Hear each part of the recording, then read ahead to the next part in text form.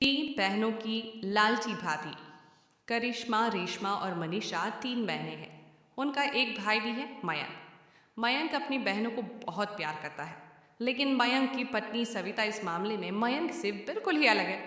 वो अपनी ननदों का जितना बुरा कर सकती है उतना बुरा करती ही रहती है और अपनी ननदों पर हुक्म भी चलाती है। करिश्मा, करिश्मा, तुमने अभी तक नाश्ता नहीं बनाया? तुम्हारे भैया को ऑफिस जाने में देर हो रही है। हाँ भाभी, बस अभी बनाती हूँ। करिश्मा, तुम ये ढीलापन छोड़ दो। कल को पराए घर जाना है। वहाँ अगर तुम इस तरह से काम करोगी तो लोग क्या कहेंगे कि माँ ने और भाभी ने कुछ सिखाया नहीं। और तुम्हारी दोनों बहनें कहाँ हैं? अब रेशमा मार्केट गई है और मनीषा सो रही है। क्या? सुबह के 8 बज रहे हैं और ये महारानी अभी भी सो रही है?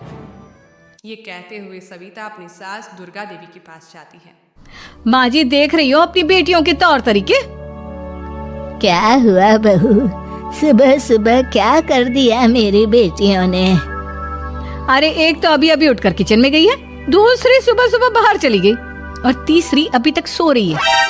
क्या करूं मैं इन तीनों का? मैं तो परेशान हो गई हूँ। जा जाकर उठा उसे और रेशमा से मैं बात करती हूँ। सविता सीधा मनीषा के कमरे में जाती है और उससे कहती है, महारानी जल्दी उठो, सूरज सर पर आ गया है। भाभी थोड़ी देर और सोने दो ना, मैं रात को लेट सोई थी।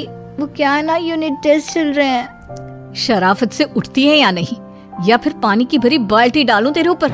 नहीं भाभी, मुझे बिस्तर में नहीं लाना, उठती हूँ मैं। मनीषा जल्दी से उठकर बाथरूम में चली जाती है। सभी आराम से बैठकर नाश्ता कर रहे होते कि तभी रेशमा बाजार से हाथ में सामान लिए आ जाती है। रेशमा को देखते ही सविता उस पर बरस पड़ती है। लो, आ गई महारानी। ऐसा भी क्या सामान लाना था जो सुबह आंख मलते ही बाजार की तरफ रवाना हो गई? भाभी, कल आप ही तो चीख रही थी कि घर का सारा सामान मुझे ही लाना पड़ता है, घर में किसी को भी किसी काम से कोई लेना देना नहीं है। अब मैं बाजार जाकर सामान ले आई तो आपको इस बात से भी तकलीफ हो रही है? देख रही हो माँ जी, अपनी बेटी की जुबान कैंची से भी तेज चलती है। और मयंक, आप तो कुछ कहेंगे नहीं अपनी लाडली बहन को? रेशमा, अपनी भाभी से ऐसे बात नहीं करते। चलो माफी मांगो। भैया, मैं क्यों माफी मांगू? आप भाभी से बोलिए ना कि हम पर कम हुक्म चलाया करे। हम इस घर की बेटियां हैं और आपकी पत्नी की ननद है, नौकरानी नहीं। लो कर लो बात। इनकी भलाई के लिए कुछ भी बोलो तो इन्हें बुरा लग जाता है। इस घर में यही इज्जत है मेरी। देख लो माँ जी, आपकी बेटी किस लहजे में मुझसे बात कर रही है। सविता वहां से चली जाती है। मयंक को बहुत गुस्सा आता है, वो भी वहां से चला जाता है। फिर करिश्मा रेशमा को समझाती है। रेशमा, तुम्हें भाभी से माफी मांग लेनी चाहिए थी ना। लेकिन दीदी, मैंने कुछ किया ही नहीं तो मैं माफी क्यों मांगू? हाँ का रेशमा दीदी, रेशमा दीदी जैसे ही घर में आई भाभी ही उन पर चिल्ला रही थी। हाँ, मैं मानती हूँ कि गलती भाभी की थी। मैं तो इसलिए बोल रही हूँ कि भाभी ने माँ को तो पूरी तरह अपने वश में कर लिया है। वो हमारी बात सुनती ही नहीं। मयंक भैया हमारे लिए हमेशा खड़े रहते हैं, इसलिए उनकी बात का मान तो तुम्हें रखना चाहिए था ना। कोई फायदा नहीं दीदी, कुछ दिनों की बात और है, भाभी उन्हें भी हमारे खिलाफ भड़का देंगी। फिर वो भी माँ की तरह हमारी किसी बात का विश्वास नहीं करेंगे। इसी तरह सविता अपनी तीनों ननदों को किसी न किसी बात पर परेशान करती रहती थी। एक दिन मयंक अपनी तीनों बहनों के लिए गिफ्ट लाया। करिश्मा, ये तुम्हारे लिए हार का सेट। रेशमा, तुम्हारे लिए सुंदर सी ड्रेस। और मनीषा, तुम्हें किताबें पसंद है ना, तुम्हारे लिए किताबें लाया हूँ। थैंक यू भैया। थैंक यू भैया। थैंक यू भैया। करिश्मा, तुम्हारा नेकलेस कितना सुंदर है। ये भैया कहाँ से ले आए होंगे? मैंने भैया को 3 दिन पहले फोन पर ये डिजाइन दिखाया था और आज भैया ये ले आए। सविता तो अपनी ननदों के गिफ्ट्स देखकर जल गई और करिश्मा का नेकलेस तो उसे भी बहुत पसंद आया था। अपनी बहनों के लिए कितना अच्छा नेकलेस लेकर आए हैं। मुझे कभी कोई गिफ्ट नहीं दिया। मैं आज ही ये हार चुरा लूंगी। रात में सविता करिश्मा का हार चुरा लेती है और इसी तरह उसे अपनी ननदों की जो भी चीज अच्छी लगती वो उसे मांगती नहीं, बल्कि रात के अंधेरे में चुरा लेती। इसी तरह दिन बीतते गए और सविता ने मयंक के दिल में भी उसकी बहनों के लिए नफरत पैदा कर दी। एक दिन मयंक ने करिश्मा और रेशमा के लिए रिश्ता देखा और ये बात उसने घर में सबको बताई। माँ, करिश्मा और रेशमा के लिए बहुत अच्छा रिश्ता आया है। वो लोग कल इन्हें देखने आ रहे हैं। आप और सविता मिलकर सारी तैयारी कर लेना। ये सुनकर करिश्मा और रेशमा खुश हो जाती हैं, लेकिन सविता सोचती है, अगर इन दोनों बहनों की शादी हो गई तो घर और बाहर का काम कौन करेगा? मनीषा तो एक नंबर की कामचोर है, उससे तो किसी बात की उम्मीद लगाना ही बेकार है। मुझे इस शादी को रोकना होगा। अगले दिन सभी लड़के वालों के स्वागत की तैयारी करने में लगे होते हैं।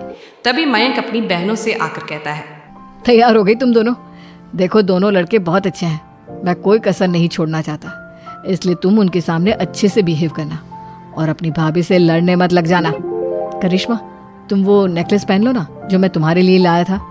भैया मैं बहुत देर से वो नेकलेस ढूंढ रही हूँ, लेकिन मुझे मिल ही नहीं रहा। क्या तुमने नेकलेस खो दिया? तुम्हें पता भी है वो कितना महंगा था? तुम कोई काम ढंग से नहीं कर सकती। मयंक गुस्से में वहां से चला जाता है। थोड़ी देर बाद लड़के वाले भी आ जाते हैं। वो दोनों बहनों को पसंद कर लेते हैं और रिश्ता पक्का हो जाता है। लेकिन सविता के दिमाग में तो कुछ और ही खिचड़ी पक रही थी।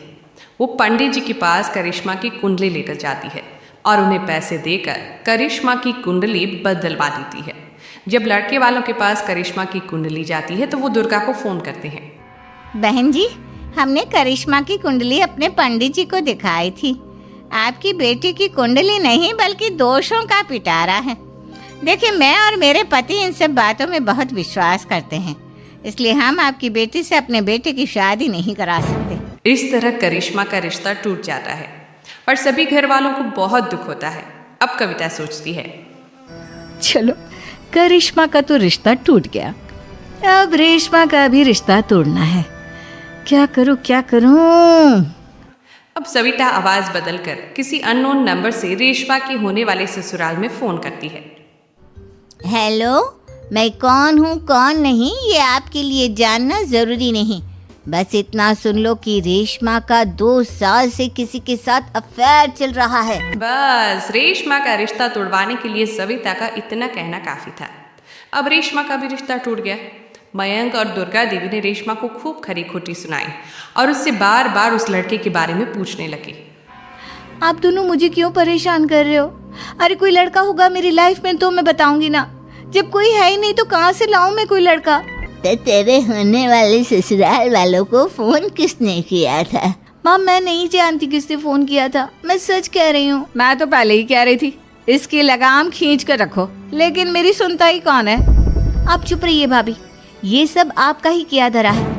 अब तीनों बहनों को विश्वास हो जाता है कि ये सब उनकी भाभी ही कर रही है। तीनों बहनें अपनी भाभी को सबक सिखाने के लिए एक वकील कर लेती है और घर में हिस्सा मांगा। देखो भैया, माँ बाप की जायदाद में जितना बेटों का हक होता है उतना ही बेटियों का, इसलिए इस घर के 4 हिस्से होंगे और हमें अपना हिस्सा चाहिए।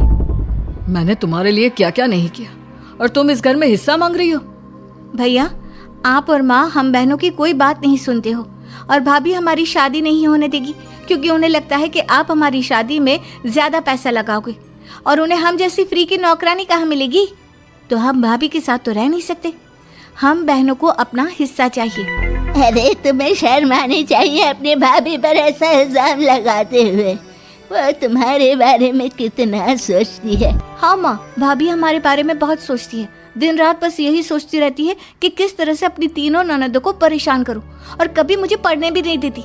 दोनों बहनों का रिश्ता भी तो इन्होंने ही तोड़वाया है और रात में हमारे कमरे में आकर हमारी चीजें भी चुराती हैं। इसी तरह सविता की तीनों ननदें अपनी बात पर अड़ी रही। अब कोर्ट में तारीख भी शुरू हो गई।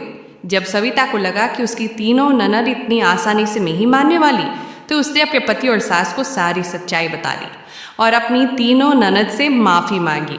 मयंक और दुर्गा को भी अपनी गलती का एहसास हो गया। अब सविता खुद करिश्मा और रेशमा के लिए अच्छा रिश्ता ढूंढती है और उनकी शादी करवाती है।